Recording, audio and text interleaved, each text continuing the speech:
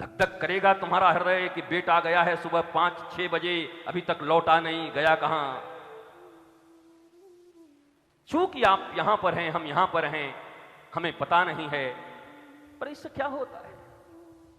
आग लगती है और अगर लपट को समझ नहीं पा रहे तो एक दिन अपना भी घर जलेगा ही। और कोई पहली बार थोड़ी जलने वाला है, इसके पहले भी कई बार जल चुका है।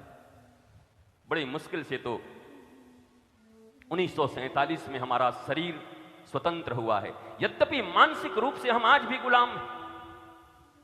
हमको एक व्यक्ति बोल रहे थे आते समय कि दाऊ दयाल जी में जाकर के फिर सब कहेंगे गुरुजी मैकोले मैकोले बोलने लगे, थोड़ा अलग बोलना है।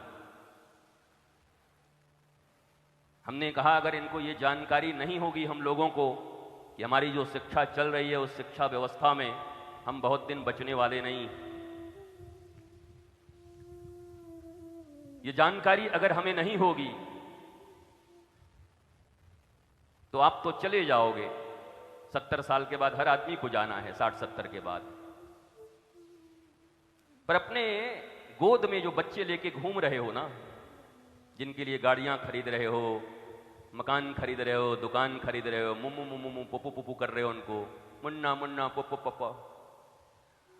उन मुन्नाओं की हालत कश्मीर में क्या हुई थी? तुम्हारी तरह तो मुन्ने थे वहां पर, माओं के सामने ही उठा उठा के कैसी दुर्दांत अवस्था की गई थी। अपनी रक्षा के लिए ही धर्म करना जरूरी है, धर्म पर एहसान करने की जरूरत नहीं है। कई लोग धर्म पे एहसान करने को राजी, भैया हम तो धर्म की रक्षा कर रहे हैं। भैया अपनी रक्षा कर ले ठीक ठाक, धर्म का रक्षा करेंगे, कमाल है।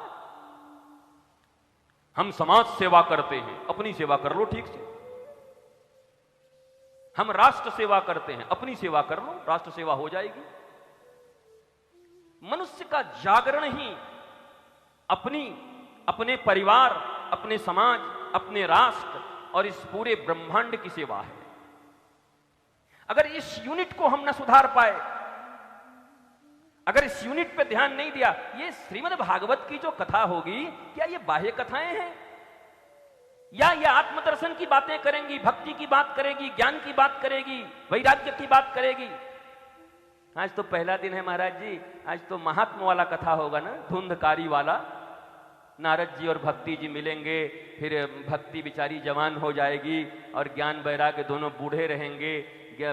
वेदांत गीता इत्यादि उनको सुनाया जाएगा, पर फिर भी वो नहीं उठेंगे। और फिर जब उनको भागवत सुना जाएगा तो वो जवान हो जाएंगे। वाह रे वाह, क्या भागवत है बड़ी भैया। 100 भागवत कोई सुन बैठा है, कोई 50 सुन बैठा है, कोई 500 सुन बैठा है, इसी का अहंकार है। महाराज जी हम करीब 132 भागवत सुन चुके हैं। परीक्षित को एक में मोक्ष हो गए हो, तुम्हारे 132 में ना आए हो, अभी भी हाय हाय कर रहे हो। सड़कों पे घूम रहे हैं उधार कर्ज लेकर के, बाप बाप चिल्लाते चल रहे हैं। अपने रिश्तेदार तुम्हें नहीं मानते, परिवार तुम्हें नहीं मानते, मोहल्ले वाले तुम्हें नहीं मानते, हृदय में हजारों कष्ट भरे हुए हैं। उसके बाद भी इस बात का अहंकार है कि मैंने 132 भागवत सुन लिए, मैंने रामचरितमानस का 9 पारायण सुन लिए। बट उसका परिणाम कहां है?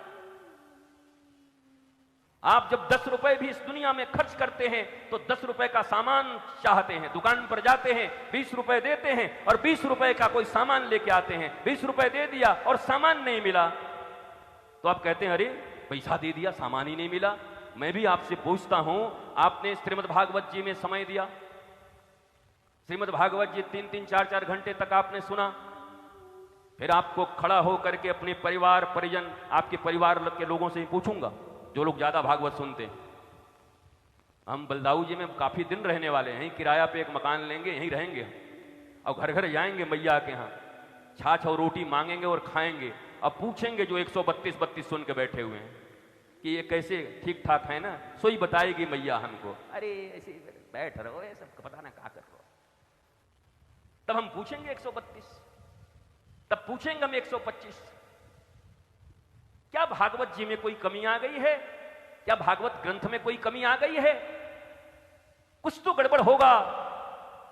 या तो केवल 10 करोड़ लोग जो भागवत के प्रति आस्था रखते हैं पूरी दुनिया में, मैक्सिमम अगर ज्यादा नंबर होगा तो 10 करोड़। जो भागवत के बारे में जानते होंगे और सुनते होंगे, 8 अरब में से 10 करोड़, वो भी बहुत बड़ी बात है, क्योंकि 18 पुराण हैं। उन 20-25 करोड़ लोगों में 18 पुराण में बटे हुए हैं लोग हैं। कोई शिव महापुराण के हैं, कोई देवी महापुराण के हैं। वैसे श्रीमद् भागवत के भी लोग होंगे कुछ संख्या में। तो संख्या आपकी इतनी है।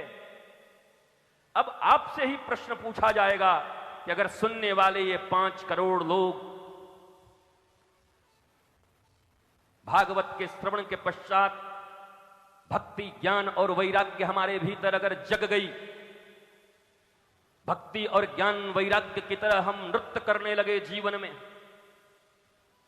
हमारे जीवन में आह्लाद, आनंद, प्रेम, शांति, इसकी वर्षा हो गई। प्रथम श्लोक सच्चिदानंद रूपाय विश्वोत्पत्त्यादि हेतवे तापत्रय विनाशाय श्री कृष्णाय वयम नमः। तीनों ताप का विनाश हो जाता है केवल श्री कृष्ण को नमन करने से। अरे नमन तो छोड़ो, कितनी बार भागवत सुन लिए, नमन तो छोड़ो कितनी जन्माष्टमियां मना ली, नमन तो छोड़ो कितनी बार परिक्रमाएं कर ली, नमन तो छोड़ो कितने महोत्सव मना लिए।